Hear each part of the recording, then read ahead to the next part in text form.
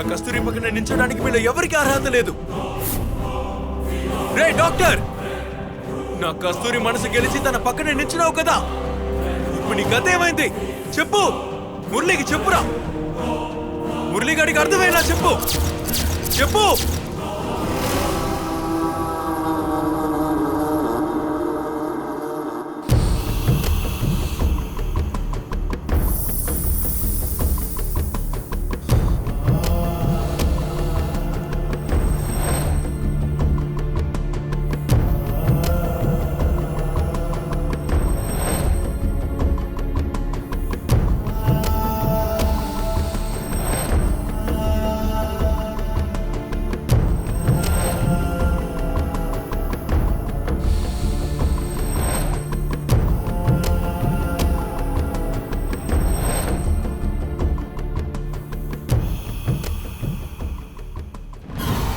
రే కమల్, ఇక్కడేం చేస్తున్నావురా? నిన్ను ఆ రోజే కస్తూరికి చెప్పాను రా, కానీ తనే నమ్మలేదు.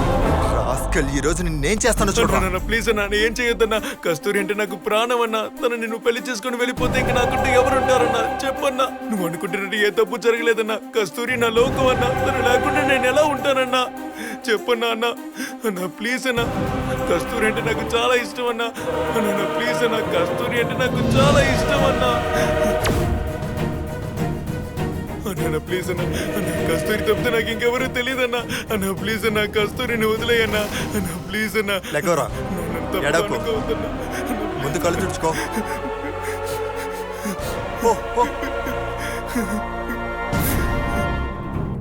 వీడు అర్థం కావడం లేదే. వీడిని నమ్మచ్చా? తెల్లవారిని ఈ విషయం ముందు కస్తూరితో చెప్పాలి. పోరా.